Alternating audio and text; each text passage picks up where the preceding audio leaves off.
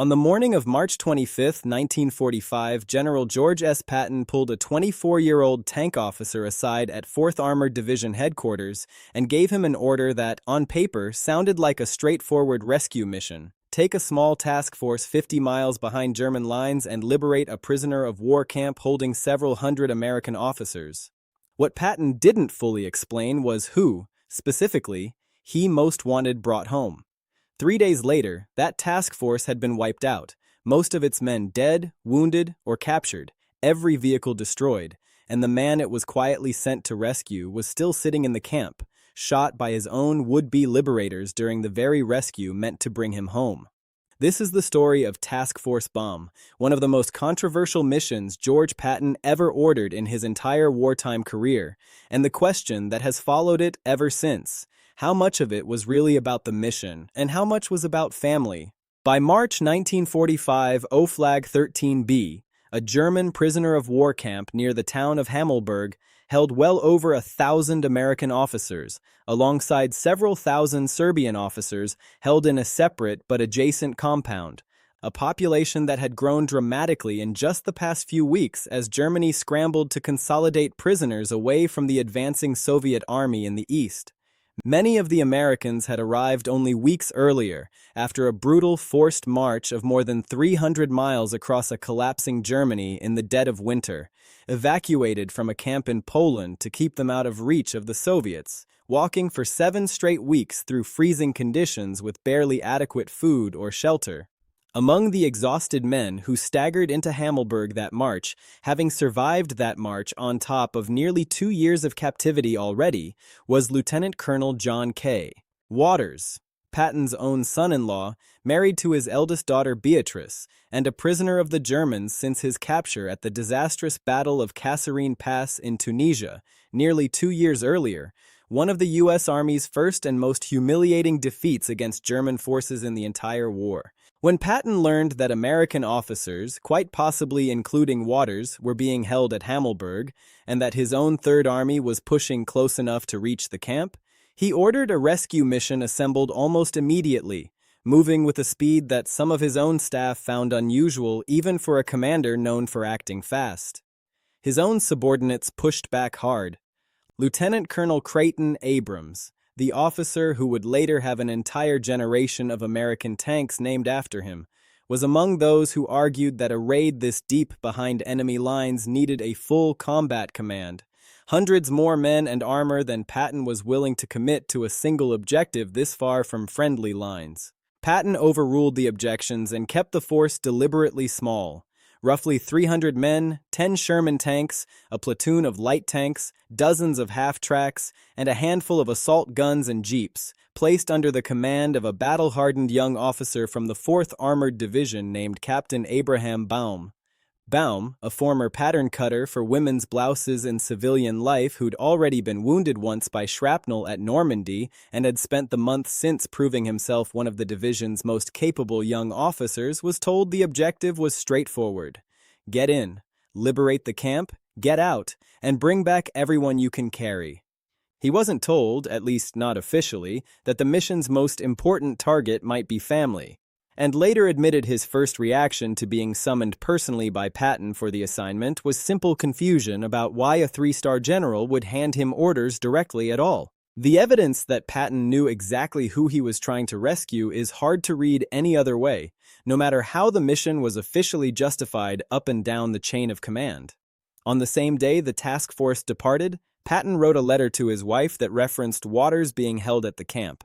He also assigned his own personal aide, Major Alexander Stiller, a former Texas Ranger, and a man who would immediately recognize Waters on sight from years of prior acquaintance, to ride along with the task force, with instructions to reveal the real objective to Baum only after they'd broken through German lines and there was no realistic way to turn back. Whatever Patton told his superiors about the mission's military necessity, the paper trail he left behind that week tells a considerably more personal story than the official orders ever did. Task Force Baum departed on the evening of March 26, 1945, and ran into serious, sustained resistance almost immediately.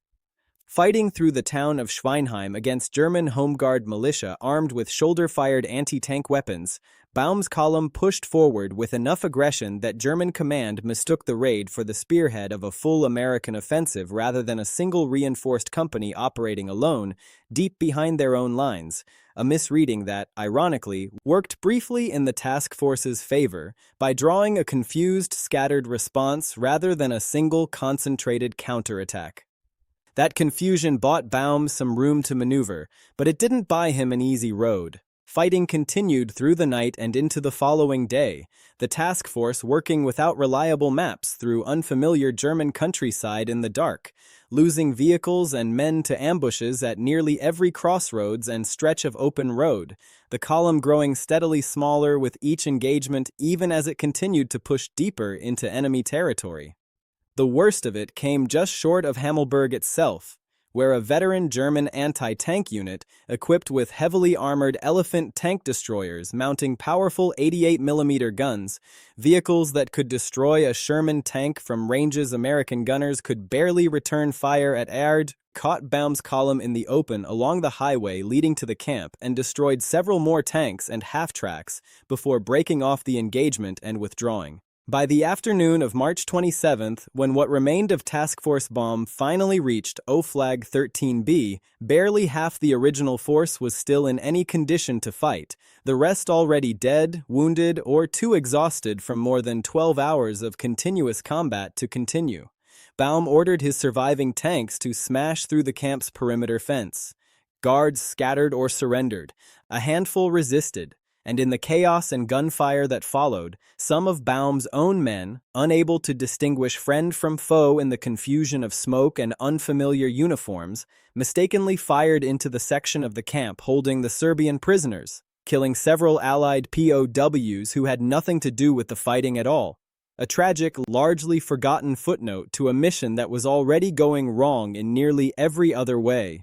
The German camp commandant, General Gunther von Göckel, recognizing his position was hopeless against American armor now inside his own perimeter, sent a small delegation out to negotiate a ceasefire, and among the men who volunteered to walk out and meet Baum's force, hoping to end the fighting before it cost more lives on either side, was John Waters himself. He never made it across the open ground between the camp and the American lines.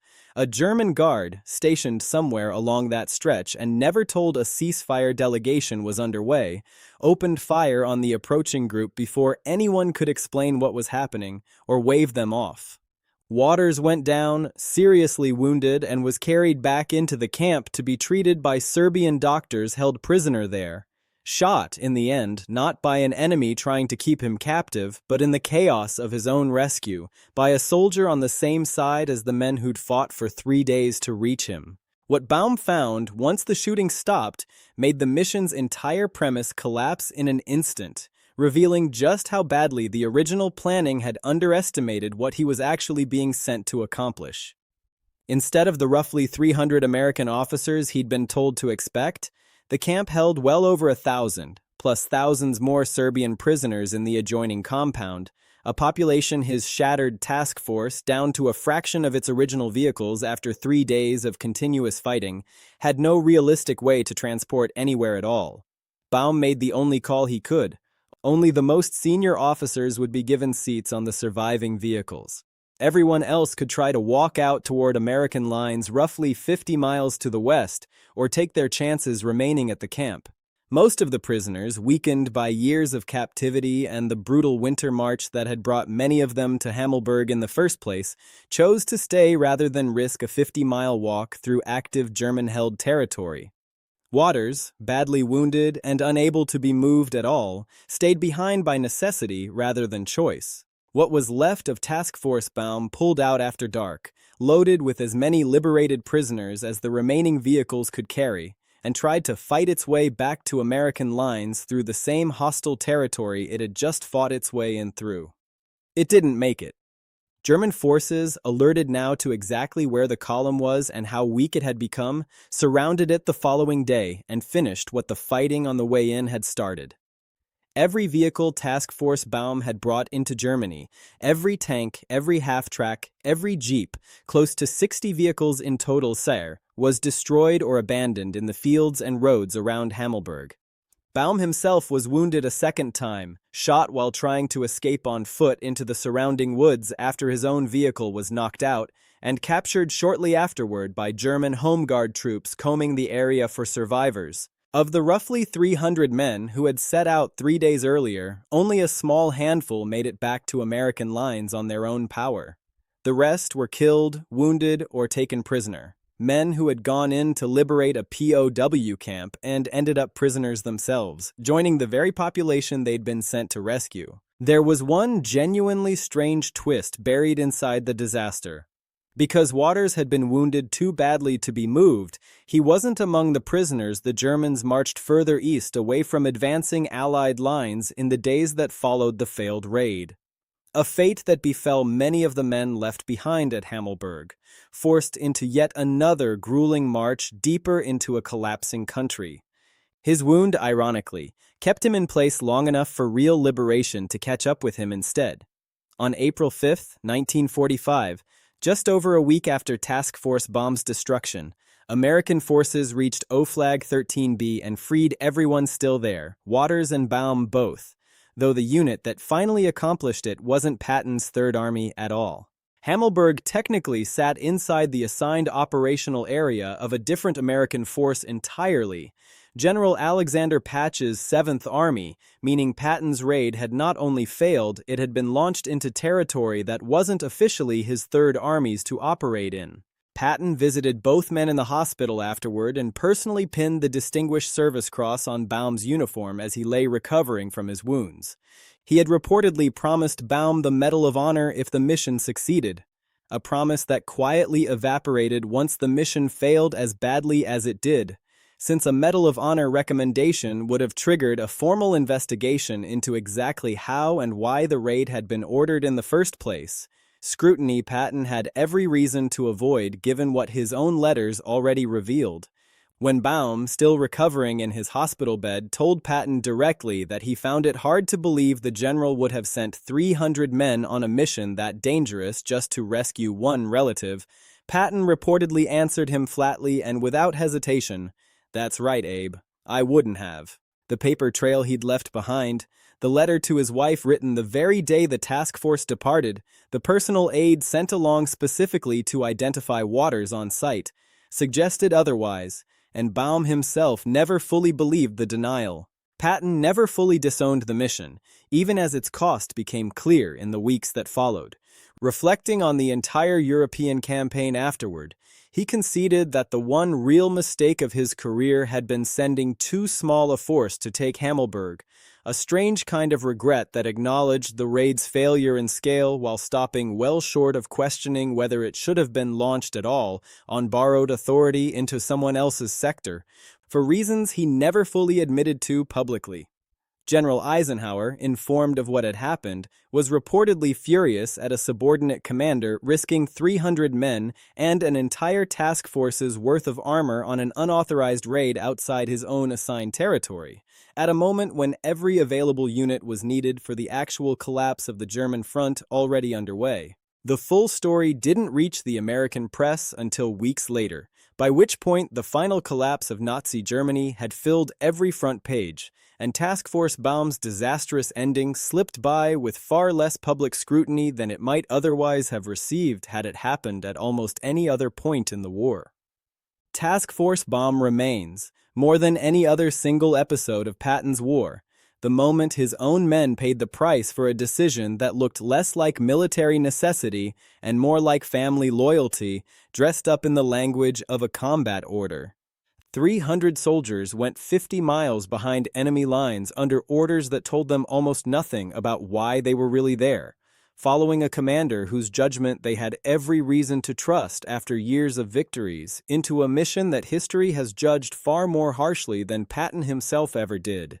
Most of them didn't come back the way they went in. If you want to hear the story of the Battle of Kasserine Pass, where John Waters was first captured nearly 2 full years before this raid tried and failed to bring him home, that's a story for another video. Let us know in the comments which forgotten battle we should cover next.